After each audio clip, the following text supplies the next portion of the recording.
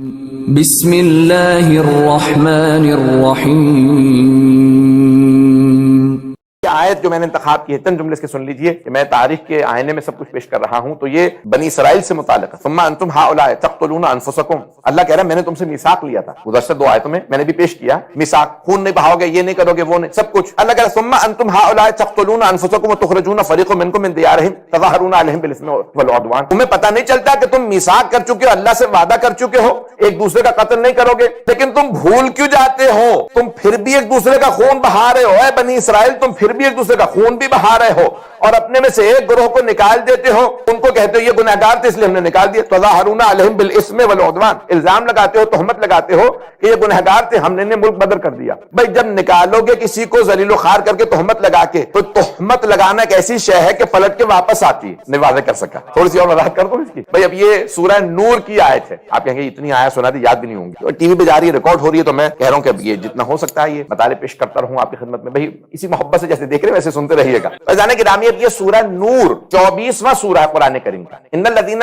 یحبون ان تشیع الفاحشۃ فی الذین آمنوا لہم عذاب علیم فی الدنیا والآخرہ، وہ جو مومنوں کے اندر عیب تراشی کرتے ہیں، فحاشی کی نسبتیں دیتے ہیں، ان کے لیے دنیا اور آخرت میں عذاب ہے۔ بھئی نہیں پہنچا سکتے۔ گناہ تین طرح کے ہیں، کچھ گناہ ایسے ہیں جن کا عذاب صرف آخرت میں، جیسے شرک، اللہ مشرک کا رزق نہیں روکتا، اللہ کے منکر ہے پھر بھی اللہ کہتا ہے نہیں کھانے پینے دو، پتہ نہیں لوگ ہیں یا نہیں۔ کہیں پہ آپ نے دیکھا کہ کوئی مشرک ہو، اسے کھانا نہ مل رہا ہو، کھاتا پیتا رہتا ہے، اسے رزق ملتا رہتا ہے، نہ اللہ اس سے مکان چھینتا ہے، نہ اللہ لباس چھینتا ہے، اللہ کہتا ہے کوئی بات نہیں، دنیا میں جتنا انجوائے کرنا چاہتے ہیں کر لیں، آخرت میں ایک ہی دفعہ عذاب دوں گا۔ کچھ گناہوں کا عذاب صرف آخرت میں، کچھ ایسے گناہ جن کا عذاب صرف دنیا میں۔ مومنین کے لیے بعض اوقات ہم ایک دوسرے سے ظلم زیادتی کرتے ہیں، یہیں پہ اللہ سختی دے دیتا ہے، سزا دے دیتا ہے تاکہ آخرت میں مومن کو عذاب نہ ہو۔ بہت سے لوگ کہتے ہیں بڑی بیماری کاٹ کے گئے، دنیا میں انہوں نے اپنی برزخ کاٹ لی، کچھ یہاں پہ نہیں کاٹتے تو برزخ میں کاٹتے ہیں، توجہ ہو، تاکہ وہ کاٹ کوٹ لیں، پاک ہو جائیں، تو بھی توبہ کر لو بجائے کہ پھر کچھ نہیں کاٹنا پڑے گا۔ تو انسان بعض کا سختیاں دیکھتا ہے، پریشان نہ ہوئیے، میری باتوں سے پریشان میں دیکھ رہا ہوں کہ لوگ ہو رہے ہیں۔ فیضان گرامی، کچھ گناہ ایسے جن کا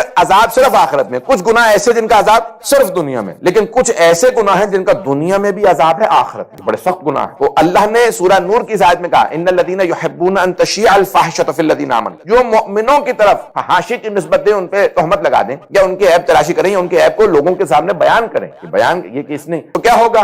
لہم عذاب علیم فی الدنیا، ان کے لیے سخت ترین عذاب ہے دنیا میں بھی اور آخرت میں بھی۔ آخرت میں تو جو عذاب ہوگا ہوگا، دنیا میں عذاب کیا؟ اب امالیہ شیخ طوسی کے اندر یہ حدیث موجود ہے، امام موسی بن جعفر الکاظم علیہ الصلوۃ والسلام، اب امام ہفتم یہ حدیث فرماتے ہیں، حدیث کیا ہے؟ من عیر مؤمنا بمعصیۃ لم یمت حتی یرتکب، جو کسی مؤمن کی طرف عیب کی نسبت دے دے، عیب جوئی کرے، تہمت بھی لگائی یا اس کو بیان کر دے، وہ تب تک نہیں مرتا جب تک کہ خود اس گناہ کا مرتکب نہ ہو جائے۔ یہ ہے دنیا کا عذاب، یہ عذاب نہیں تو اور کیا، سخت حدیث ہے، کیا کروں۔ فیضان گرامی، یہ ایسے الفاظ ہر جگہ موجود ہیں، تو اب عذاب اللہ کا مختلف شکلوں میں آتا ہے۔ ایک صاحب کہنے لگے ارے میں نے خدا کو ماننا چھوڑ دیا، نماز چھوڑ دی، والدین کی خدمت چھوڑ دی، روزے چھوڑ دیے، سب کچھ چھوڑ چھاڑ دیا، کچھ بھی نہیں ہوا۔ تو کسی نے لکھا بھئی اس سے بڑا تیرے پہ عذاب اور کیا ہوگا، تو سارے عقائد سے، ساری عبادتوں سے محروم ہو گیا، اس سے بڑا تو عذاب کیا چاہ رہا ہے اللہ کا؟ پتہ نہیں لوگ ہیں یا نہیں۔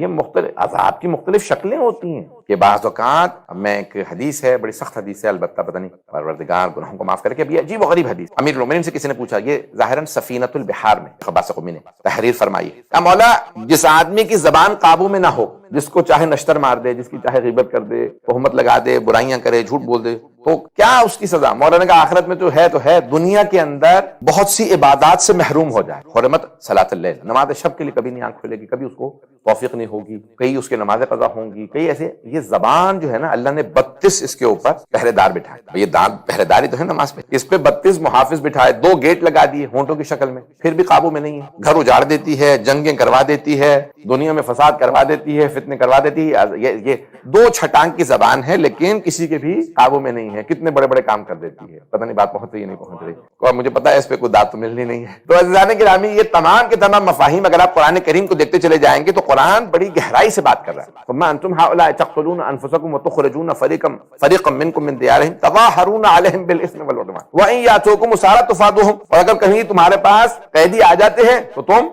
ان کا فدیہ دیتے ہو، وَهُوَ مُحَرَّمٌ عَلَيْكُمْ إِخْرَاجُهُمْ، کہ ان سے تم لے کے فدیہ دو تو یہ تم پہ حرام ہے، یہ آیت جو چل رہی ہے۔ اور پھر کیا ہوتا ہے، أَفَتُؤْمِنُونَ بِبَعْضِ الْكِتَابِ وَتَكْفُرُونَ بِبَعْضٍ، کہ تم کتاب کے بعض چیزوں پہ ایمان لاتے ہو بعض پہ ایمان نہیں لاتے۔ فَمَا جَزَاءُ مَن يَفْعَلُ ذَلِكَ إِلَّا خِزْيٌ فِي الْحَيَاةِ الدُّنْيَا وَيَوْمَ الْقِيَامَةِ يُرَدُّونَ إِلَىٰ أَشَدِّ الْعَذَابِ۔ اللہ فرماتا ہے ایسا کرنے والوں کے لیے کیا ہے کہ دنیا میں ذلیل و خوار ہوگا اور آخرت میں شدید عذاب میں مبتلا ہوگا۔ وَمَا اللَّهُ بِغَافِلٍ عَمَّا تَعْمَلُونَ، اللہ غافل نہیں ہے ان چیزوں سے کہ جو تم لوگ کر رہے ہو۔ اب میں یہاں پہ حدیث کچھ پیش کرنا چاہتا ہوں۔ آج حدیث و آیات بعض کا تو انسان پہلے سے مطالعہ جو کر رہا ہوتا ہے بہت زیادہ چیزیں واپس آ رہی ہوتی ہیں، کچھ ایسی ہوتی ہیں جو پچھلے مطالعات اس میں سے بھی چیز آ جاتی ہے اور انسان سوچتا ہے بھی کیا پڑھوں کیا چھوڑ دوں، اور وقت بھی مد نظر ہوتا ہے۔ تو عزیزان گرامی، یہاں ایک مولا امیر کی بڑی پیاری حدیث ہے، جب سوچتا ہوں تو عجیب و غریب کیفیت ہو جاتی ہے، رونگٹے کھڑے ہو جاتے ہیں۔ نہج البلاغہ میں مولا فرماتے ہیں الحذار الحذر فواللہ قد ستر کأنہ قد غفر۔ پتہ نہیں یہ حدیث الحذر، بھائی بی ویئر، آگاہ ہو جاؤ، وارننگ دے رہا اللہ کے مولا امیر، کہتے ہیں کہ وارننگ ہے، تحدید، تمہیں وارننگ دی جا رہی ہے کہ فواللہ قد ستر، اللہ اتنے پردے ڈالتا ہے اتنے پردے ڈالتا ہے کأنہ قد غفر، کہ آدمی سوچنے لگتا ہے میرا تو گناہ معاف ہو گیا ہوگا، میں نے تو توبہ بھی نہیں کی۔ بہت بڑی حدیث۔ مولا فرماتے ہیں اللہ اتنے پردے ڈالتا ہے کہ آدمی سوچنے لگتا ہے کہ میرا گناہ معاف ہو گیا۔ مولا فرماتے ہیں نہیں، وارننگ دے رہا ہوں وارننگ دے رہا ہوں، اگر توبہ نہیں کی تو گناہ کہاں معاف ہوا؟ وہ ستار العیوب ہے، وہ عیبوں پہ پردے ڈالتا ہے، وہ گناہوں کو چھپاتا ہے۔ یہ نہ سوچنا کأنہ قد غفر کہ اس نے معاف کر دیا، لوگ یہ سمجھنے لگتے ہیں کہ انہ قد غفر کہ اس نے معاف کر دیا ہوگا، اتنے اس نے پردے ڈال دیے۔ تو بھئی یہ عیب جوئی عجیب و غریب شے ہے کہ انسان جو ہے لوگوں کے عیب نہ تلاش کرے، عیب نہ سوچے۔ جو انسان دوسروں کی طرف انگلی اٹھاتا ہے وہ یہ بھول جاتا ہے کہ بھی ایک انگلی ان کی طرف ہے باقی اپنی ہی طرف ہے، باقی تو سب اپنی طرف ہے۔ تو یہ عیب جوئی انسان کے لیے بڑی اس کی ممانعت آئی۔